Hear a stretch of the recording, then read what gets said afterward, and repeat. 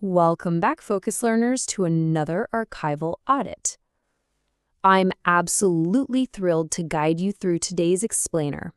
We're diving deep into an official cosmic record straight from the chronicles of the 7 singular masters. Specifically, we'll be examining Chapter 175, the 4th Inversion. Let's jump right into this fascinating case study and see exactly how a devastating zero-sum pathogen was successfully defeated by profound philosophical alignment. Here's our archival index for today. We'll be looking at 1. The architecture of merit. 2. The arrival of the pale eye. 3. The calculus of intrinsic value. 4. Master Eldrin's inversion. 5. The lex alignment. And finally, 6. The matrix of transmutation. Let's get started. Section 1. The architecture of merit. Okay, so to truly grasp the stakes of this cosmic record, we first have to understand the baseline system of the civilization we're looking at. Let's take a look at the beautiful metropolis of Lyonesse and its unique underlying vulnerability. Lyonesse was an absolute marvel of the Outer Realms. You have this breathtaking geometric grid of white travertine terraces cascading all the way down toward the Azure Gulf. But what's really fascinating is how it functioned day to day. You see, Lyonesse didn't use money or military power for social status. It operated entirely on a meritocracy of the chisel. Every single citizen's dwelling altitude and social standing were tied directly to an ongoing public valuation of their contribution to the collective beauty of the city-state. It was a hyper-transparent system, and it was entirely intended to uplift everyone. But here's the catch. That exact same transparency created an intense, unseen field of systemic tension right at the very top. On one side of the Plaza of Mirrors, you had Master Artisan Eldrin.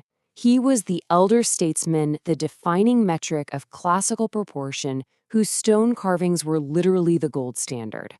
And directly across from him sat Master Oric, a younger visionary whose radical understanding of dynamic light refraction was seriously threatening to eclipse traditional paradigms. This extreme structural proximity between two brilliant masters was a powder keg, just waiting for a spark. Section 2. Arrival of the Pale Eye. And you know, that inevitable spark did arrive. But it didn't breach the city's walls with an invading army. No, it weaponized the city's own transparency. This right here is the manifestation of the 5th primordial shadow, envy, which the ancient texts call the pale eye. On the vernal equinox, it materialized right in the central plaza as a towering, shifting obelisk of infinite, interlocking obsidian mirrors. They called it the Speculum Invidiae. When an artisan looked into it, they didn't see a reflection of themselves. They saw their rival clothed in light and receiving incredible praise, while their own image faded into a pathetic, distorted shadow.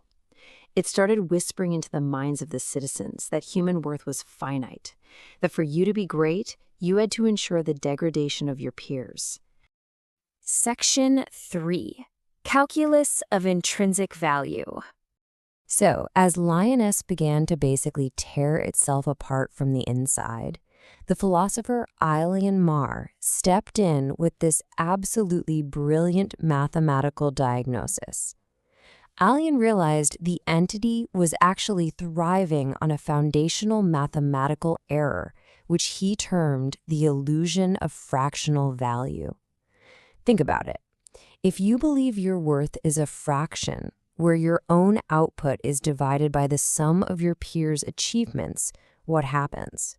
Well, as the collective expands and others succeed, your perceived value mathematically approaches zero. Aelian pointed out that if you measure yourself using an external denominator of comparison, you will inevitably end up feeling worthless. True spiritual valence, he argued, has to be an absolute, non-fractional integer. Under what he called the formula of comparative degradation, which is entirely driven by envy, Your creative capacity is depleted. Why? Because you are constantly mentally subtracting your rival's capability from your own. It creates this inward-facing, devouring void. But if you reverse that force vector, you achieve intrinsic alignment. In this state, you treat a rival's excellence not as a threat, but as a multiplicative amplifier of a shared creative field. It completely transforms a toxic zero-sum game into an outward-flowing, self-sustaining axis of validation. It's a total paradigm shift. Section 4. Master Eldrin's Inversion. Now, understanding the math conceptually is one thing, right? But actually living it when you're under attack is an entirely different story. Let's move to the narrative climax here and see how this builds into Master Eldrin's ultimate crisis of the soul. The Speculum Invidiae targeted Eldrin directly. It offered him these spectral, silver-veined chisels known as the instruments of diminishment. The shadow promised him that any stone carved with these tools would literally steal the aesthetic vitality of Oric's sculptures and transfer it directly to Eldrin. Alone in his workshop, consumed by a bitter resentment of Oric's rising star, Eldrin faced his darkest hour. But then a profound realization hit him. If he used these tools to diminish his rival, he wouldn't be preserving his legacy.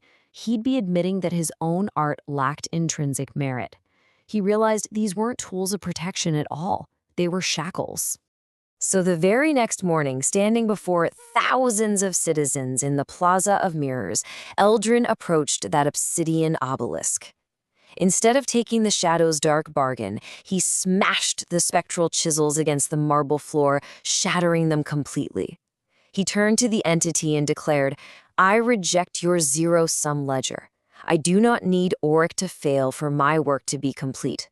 My sculptures stand upon their own intrinsic geometry." He then walked over, placed a hand on Oric's shoulder, and publicly celebrated the young master as a co-creator, not a competitor. This incredible act of synchronization shattered the mirror monster from the inside out, completely turning the shadow of envy into the sovereign virtue of intrinsic alignment. Section 5. The Lex Alignment.